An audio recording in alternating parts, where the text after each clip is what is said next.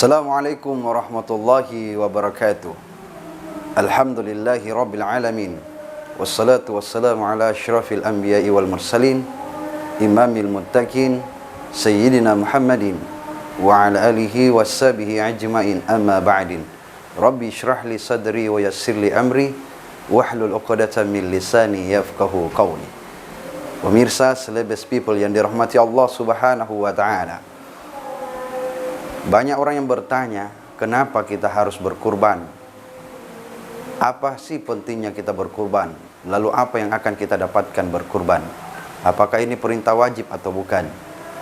Insya Allah pada perjumpaan kita kali ini, saya akan mengangkat tema yang berjudul Mari berkurban sebelum menjadi korban. Kurban itu penting. Fasholli li rabbika wanhar. Maka salatlah kepada Tuhanmu kalian berkurban.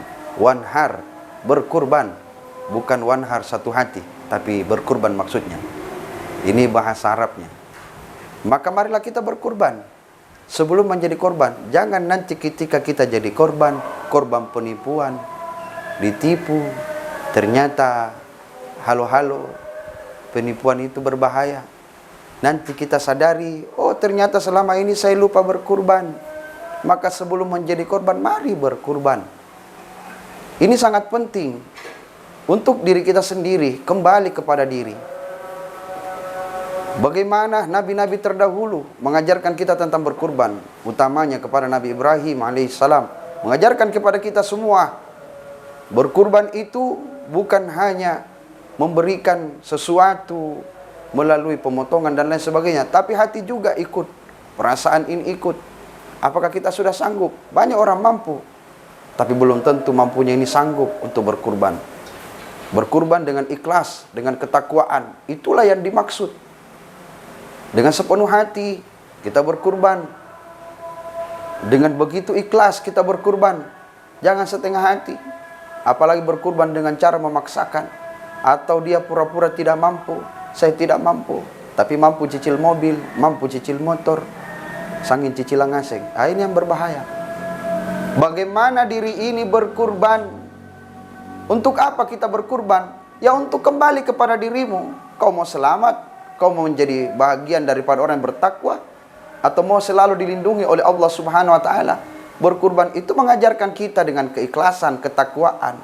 Mengajarkan kita dengan apa? Mengajarkan kita bahwa apa yang kita miliki hari ini tanpa ada pengorbanan kepada Allah Subhanahu wa ta'ala, maka itu tidak ada artinya. Banyak sekali tempelan-tempelan kiri dan kanan menjadikan pengingat buat kita bahwa ayo berkurban dan lain sebagainya. Itu semualah yang menjadi pertanda bahwa pengingat, mari kau berkurban sebelum menjadi korban. Olehnya itu, hadirin dan hadirat pemirsa celebes people yang dirahmati Allah Subhanahu wa ta'ala, yang terhits terkece debur Indonesia, berkurbanlah ya sebelum kita menjadi korban, salah satu korban dari halo-halo penipuan dan lain sebagainya. Karena itu yang berbahaya. Ketika kita sudah melayang harta, baru kita sadari, oh ternyata selama ini saya lupa. Kita rajin meminta tapi lupa membeli. Padahal kita diajarkan al-yadul ulia khairu miyadis sufla. Tangan yang di atas itu lebih mulia daripada tangan yang di bawah. Kau rajin meminta, ya Allah berikan kami kemudahan. Jika rezeki kami di langit turunkan, jika di bumi munculkan, jika di penggadaian tebuskan. Tapi mana pengorbananmu? Pengorbananmu tidak ada. Atau seumpama seperti saya pandai berbicara lantas tidak berkurban. Makanya sepatutnya kita yang bisa berbicara ini, menyampaikan tentang kurban, kita juga harus berkurban. Insya Allah mudah-mudahan doakan. Saya juga mau berkurban tahun ini. Kenapa? Itu sangat bagus. Sehingga kembali kepada diri kita. Supaya kita ini tidak menjadi korban, salah satu korban dari halo-halo dan lain sebagainya. Atau pura-pura mengatasnamakan undian dan lain sebagainya. Atau pura-pura menelpon kiri kanan, Anda mendapatkan hadiah. Wow, ternyata itu tipu-tipu. Apalagi sekarang ini kita dikenal, banyak sekali dikenal dengan kalimat selamat pagi dunia tipu-tipu. Banyak. Semakin kencangnya teknologi saat ini, maka semakin kencangnya dunia pertipuan saat ini. Jadi sebelum kita menjadi korban, Mari kita berkurban. Apa susahnya kita berkurban? Yang susah ketika hati ini pelit untuk mengorbankan sebagian daripada apa yang kita miliki.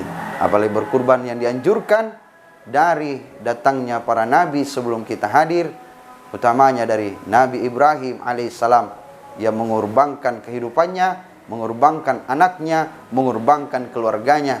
Bukan cuma itu, banyak sekali dalam perjalanan-perjalanan kisah hidupnya dalam menegakkan kalimat tauhid la ilaha illallah.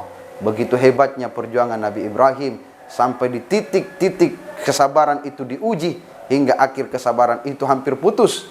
Begitu kuatnya Ibrahim melewati segala proses-proses dalam hal tersebut, dalam pengujiannya kepadanya dari Allah Subhanahu wa taala. Dan ingat, proses tidak pernah berkhianat pada hasil. Kalau proses ibadah kita baik, tentunya hasil itu juga akan baik. Kalau kita belum bisa haji tahun ini, maka setidaknya kita berkurban. Ikuti seperti apa yang telah dilaksanakan orang yang ada di padang Arafah, wukuf. Kita menanti sampai ada yang menyampaikan bahwa ternyata pahalanya itu sangat luar biasa. Memang, karena memang Allah menyampaikan kepada kita, sholat dan berkurban. Untuk Tuhanmu kalian berkurban. Banyak orang yang sholat tapi tidak mau berkurban. Atau banyak orang yang pandai berkurban tapi tidak menjalankan sholatnya. Ini juga yang bahaya. Meskipun dibolak-balik tetap berbahaya. Mereka sholat tapi tidak berkurban, tidak lengkap juga. Sama kalau 9 kali 0 sama dengan 0. Atau sebaliknya, berkurban tapi tidak sholat, itu 0 kali 9 sama dengan 0. Maka tidak ada hasilnya. Kerjakan sholat dan berkurban, itu yang lebih baik. Karena apa yang kita lakukan, innallaha la yukhliful mi'ad, Allah tidak akan pernah mengingkari janjinya. Wallahul musta'an wal tiklan. Tsumma assalamualaikum warahmatullahi wabarakatuh.